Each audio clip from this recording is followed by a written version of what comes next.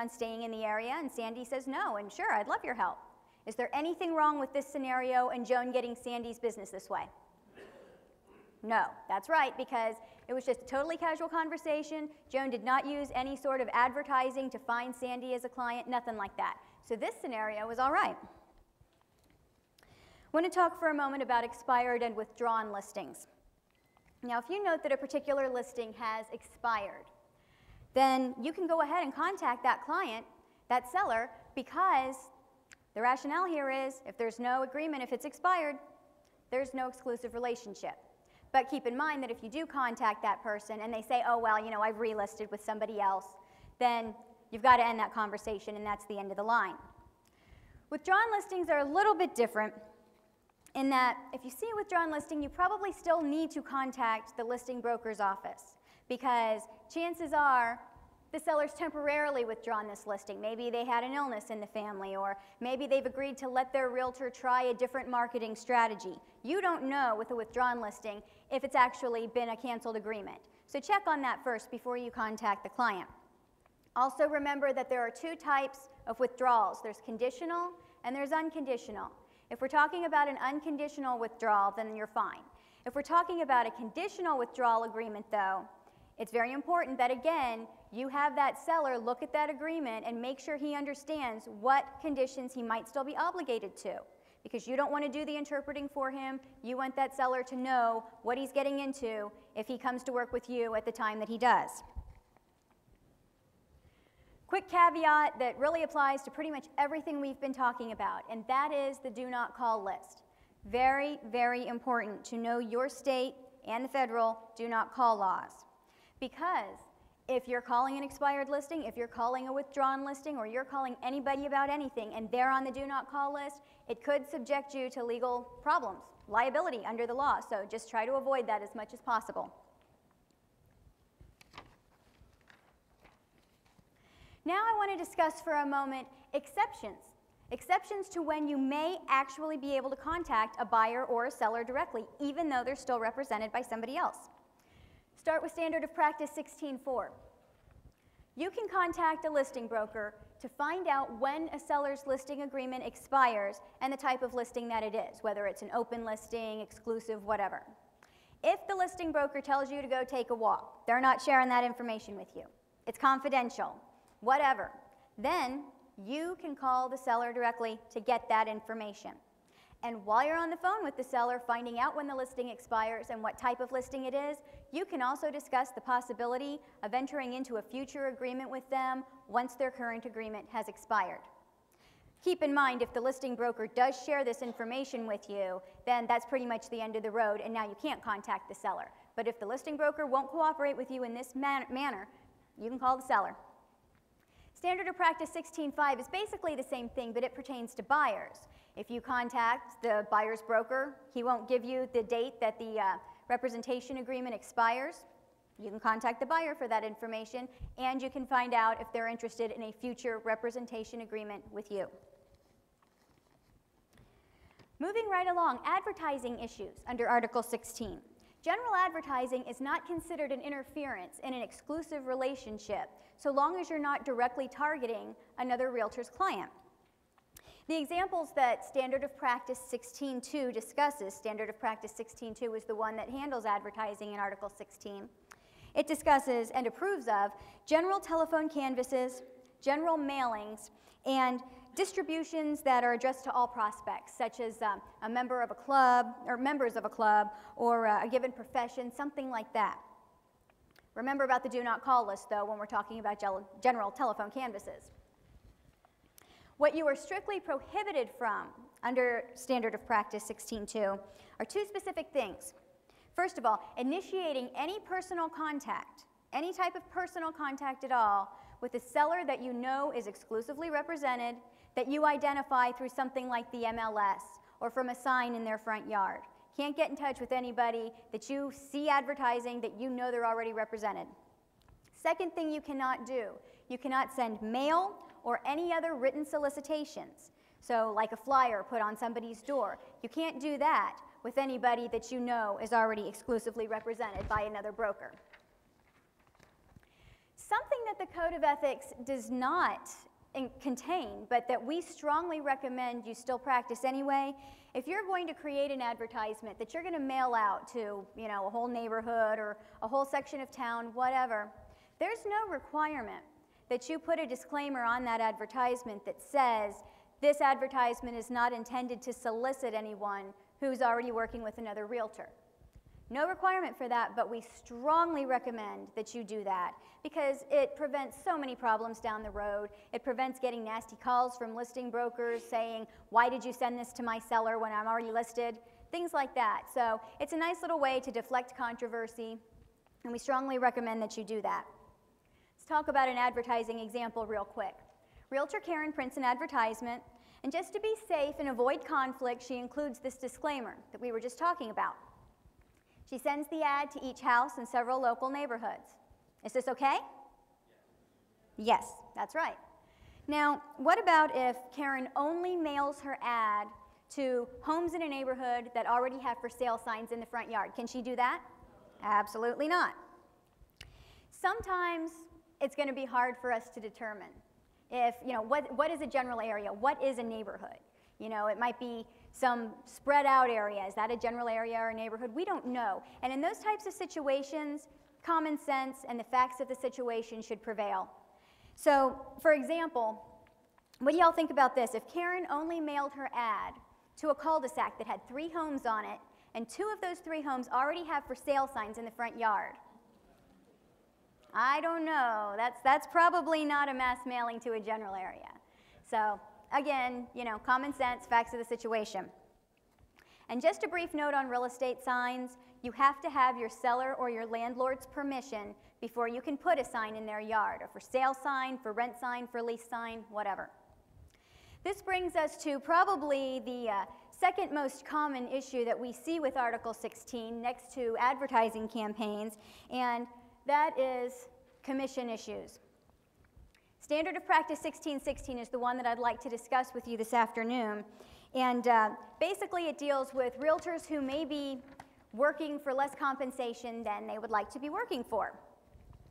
First of all, remember that under the Code of Ethics and Article 16 does not prohibit disagreements about commissions, fees, compensation. That's fine. But there are a couple of things that you cannot do under this code that we operate by. And so just remember that when there's a disagreement over the amount of compensation, I'm going to quote here in part from 1616, realtors acting as subagents or buyer-tenant representatives or brokers shall not use the terms of an offer to purchase or lease to attempt to modify the listing broker's offer of compensation, nor shall they make the submission of an executed offer to purchase or lease contingent on the listing broker's agreement to modify their offer of compensation. There are a few things here that everybody needs to understand about offers of compensation.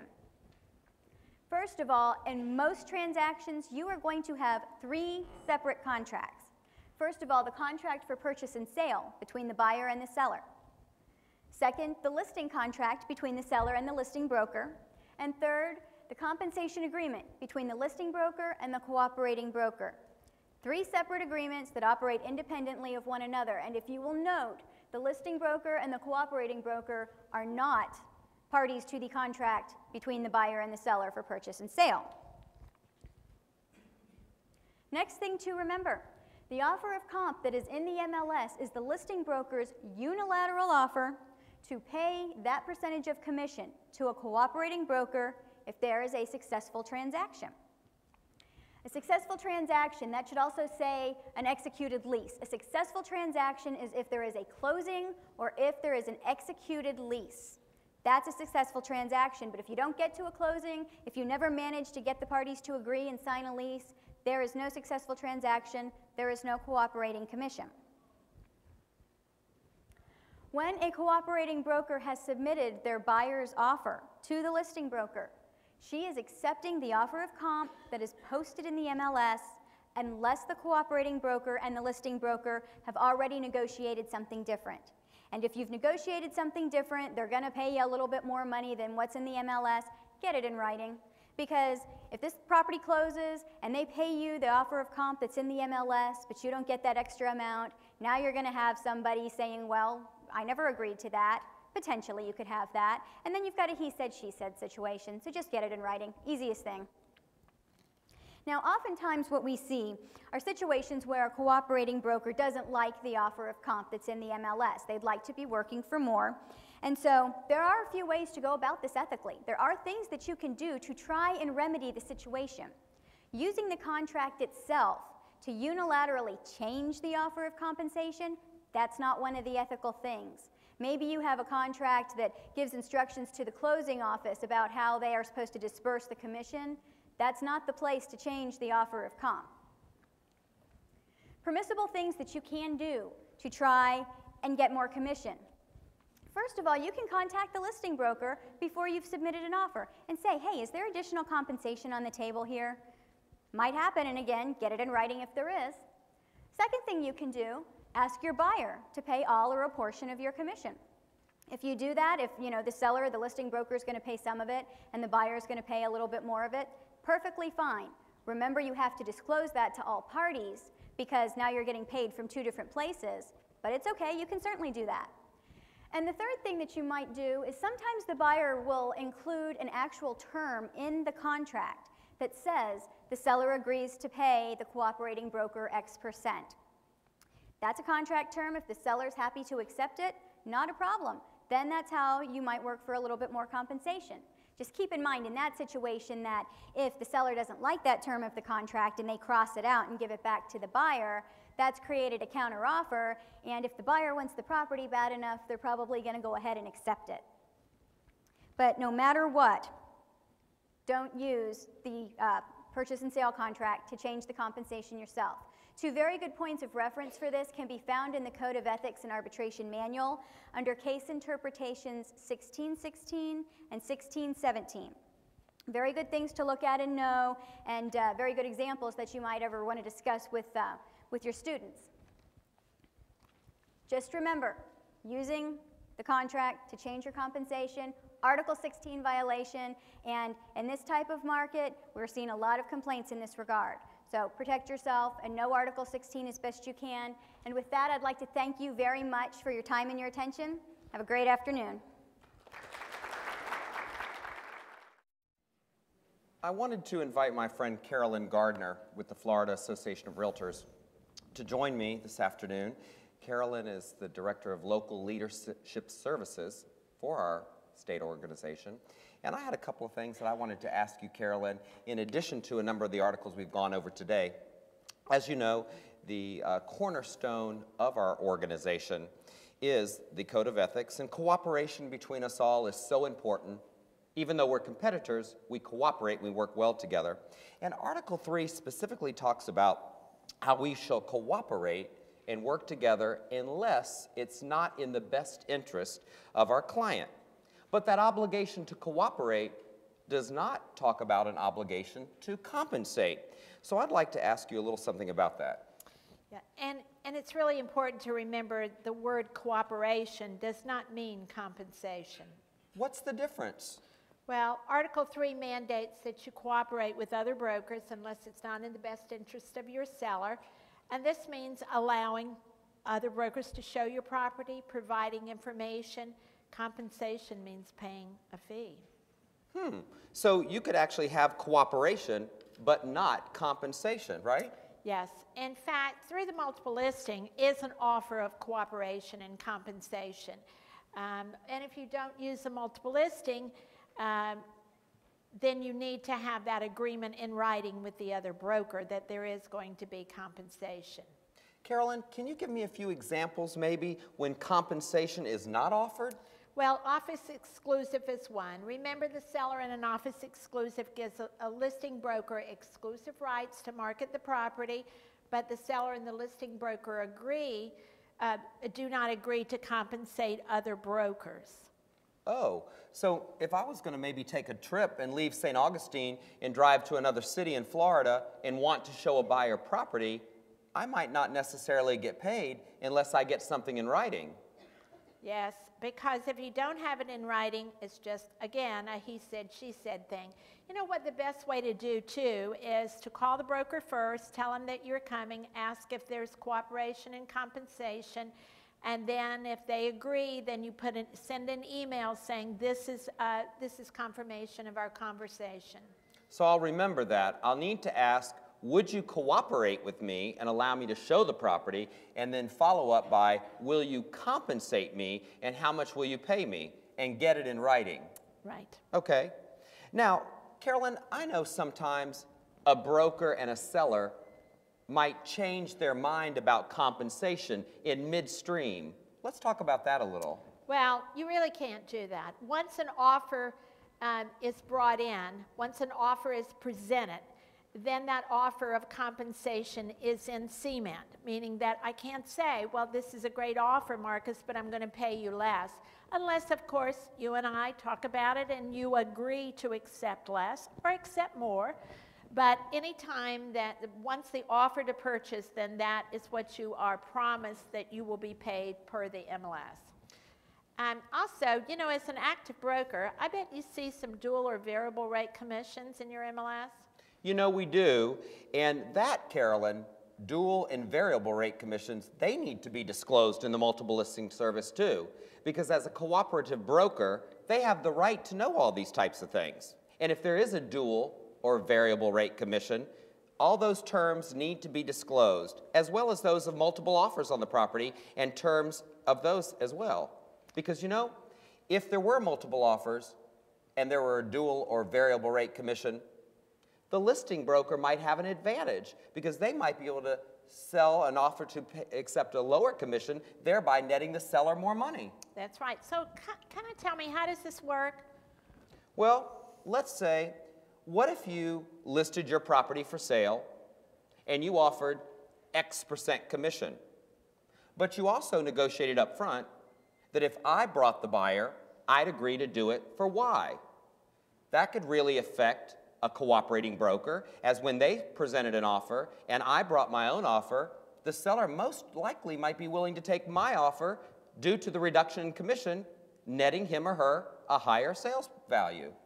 Now let me ask you this. Could you ask that listing broker what the differential is? Absolutely, I could, but this also would need to be disclosed to my client before they make the offer to purchase. Right, I have to go back and tell them what the differential was. Absolutely. So we need to talk about those differences. There may be some variations in each member, so we all need to check with our local multiple listing service to find out the rules. But generally, a dual rate commission is when there's a different commission if it's sold in-house than out-house.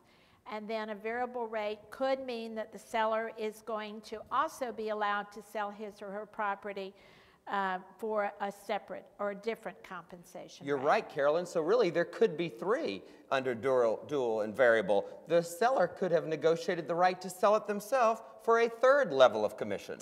Yeah, that's true. And you know, I recall a very interesting situation a couple of years ago. Agent Jim had a buyer that really wanted to purchase this a house in River Hill subdivision, really nice subdivision, but there never were any properties available. Now, Jim and his buyer had contacted a lot of owners in that subdivision and said, if you ever want to sell the property, we really do have a buyer. Well, nothing was happening, and then Jim went to the marketing meeting at the local association of realtors, and he was very excited because Jenna stood up and said, guess what, last night I listed 4801 Chimney Swift Lane. Wow. But it'll be in MLS. As soon as I get back to the office, I'm going to put it in the MLS. Well, Jim was so excited. Grabbed his cell phone, ran out the door, called the buyers and said, guess what, there is a house listed in River Hills. And let me give you the address, and I will set up the appointment for 11 o'clock because the listing agent is here. Well, he gave him the address and went back in, set up the appointment. At 10:30, the buyers came in, all smiles. He thought they were just early, and they said, guess what? We went by the property. The sellers were outside.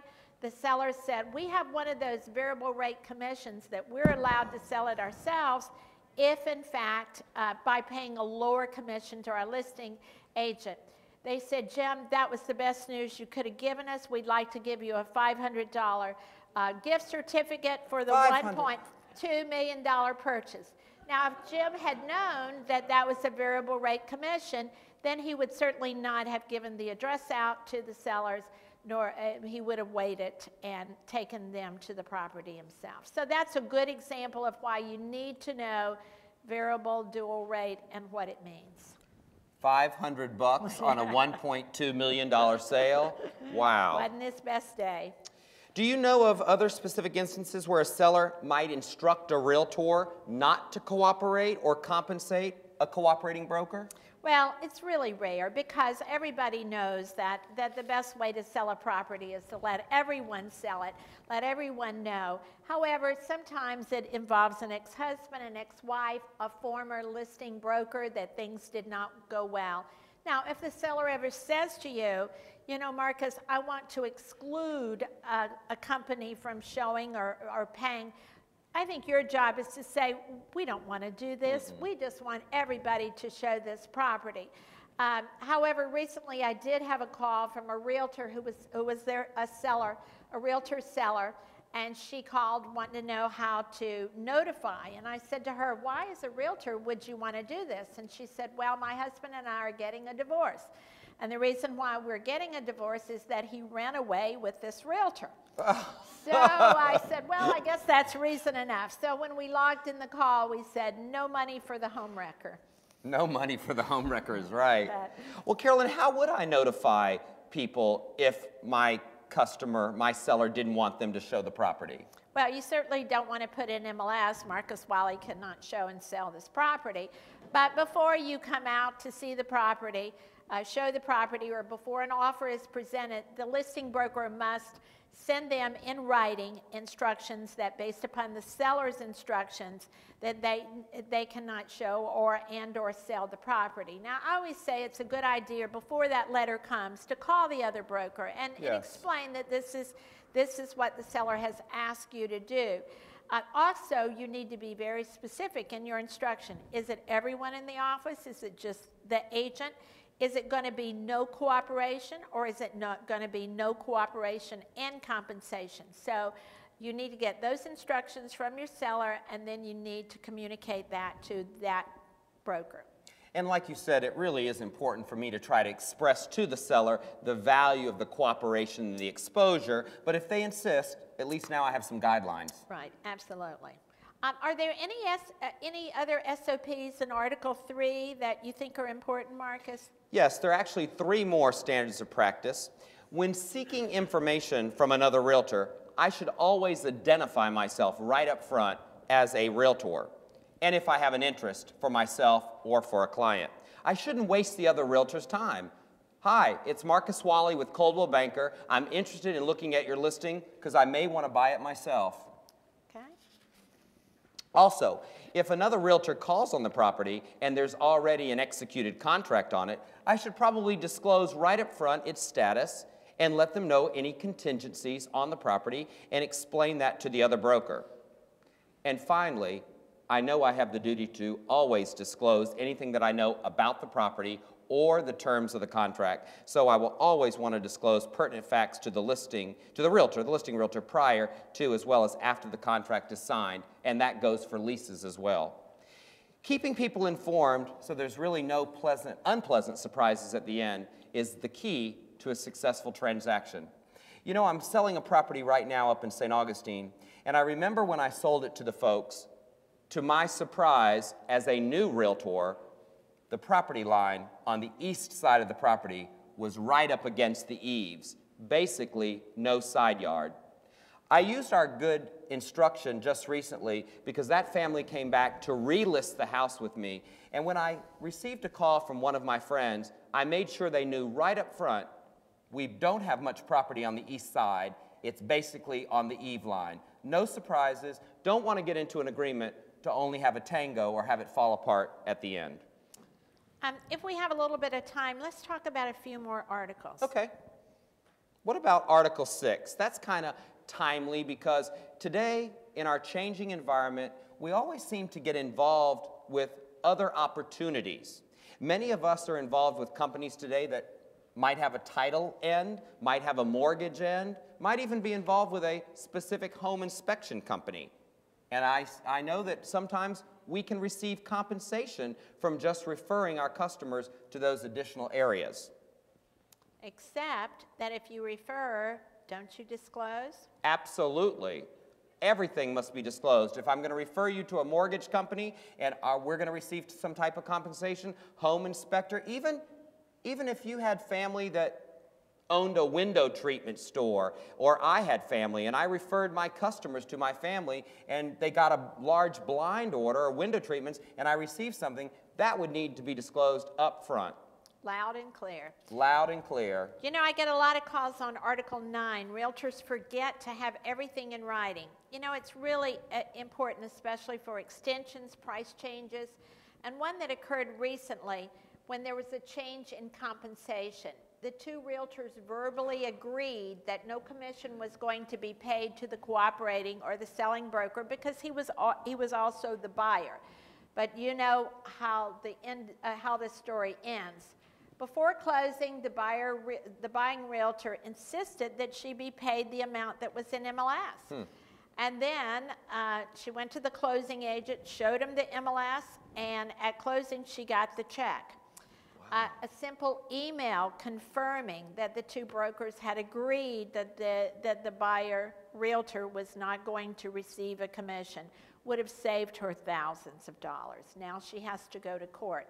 Even if you live in a small community where your word is golden, it's really important to have a paper trail. And you know, Carolyn, since we are licensed to sell real property, we all have to be careful that I never cross the line and start giving tax advice or legal advice. If I'm not skilled in those areas, that's against the code as well. And you could find yourself in front of our state's bar association if someone were to declare that I was giving legal advice. Absolutely. Marcus, what other advice can you give realtors about their professional behavior?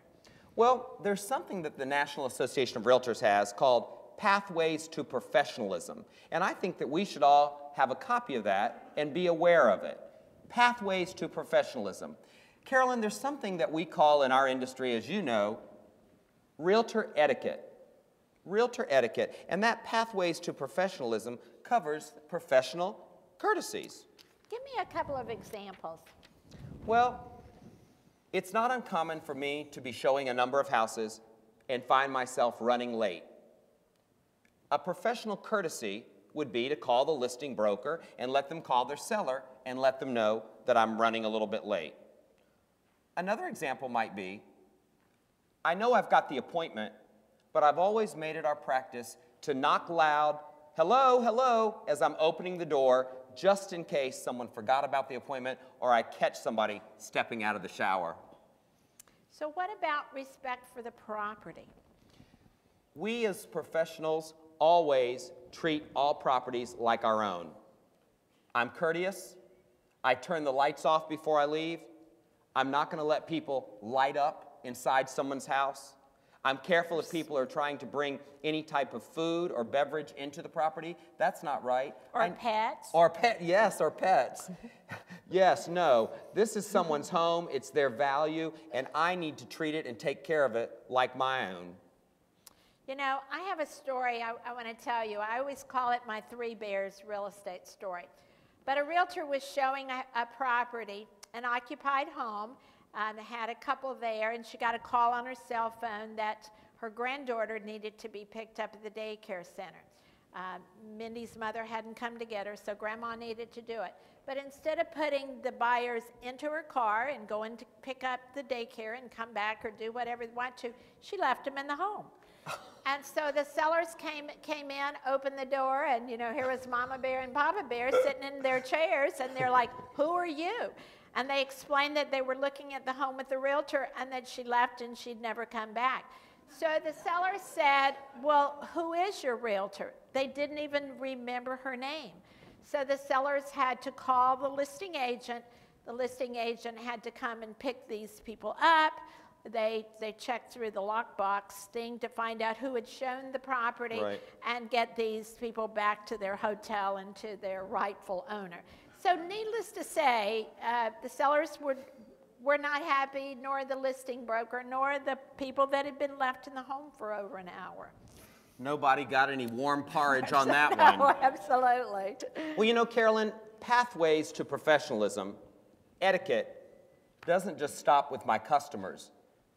It's with all my peers that I work with. When I pick up a key, do I timely return it so somebody else can check it out? Am I careful with the lockbox to always get the key back in the lockbox and place it in correctly so I'm not jamming it for the next person who wants to go and view the house? Do I take the time in my busy schedule when I'm running around to make a quick phone call or send an email and share the feedback?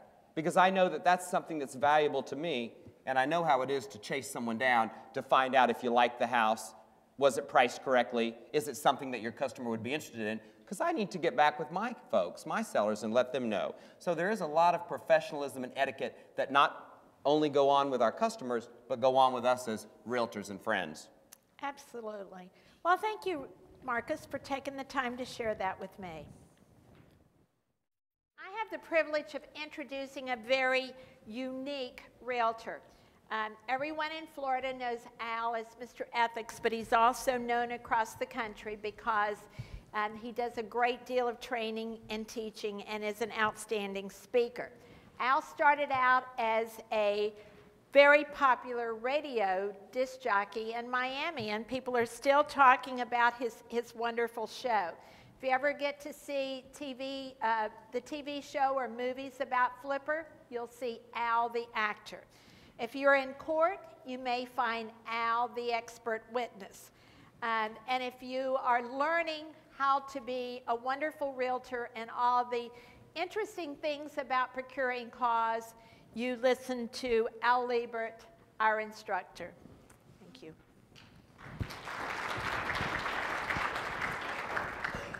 Thank you, Carolyn. Every time Carolyn introduces me, I can hardly wait to hear what I'm going to say.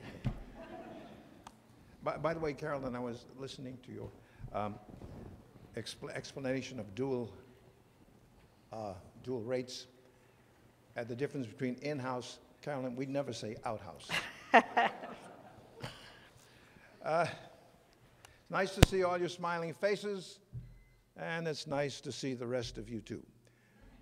My glamorous subject is procuring cause. And I always like to think of it as a glamorous subject because someday I think someone's going to make a movie. We'll make a beautiful movie, Procuring Cause, starring Dennis Quaid and Oprah Winfrey. I'll talk about that a little later as we get along.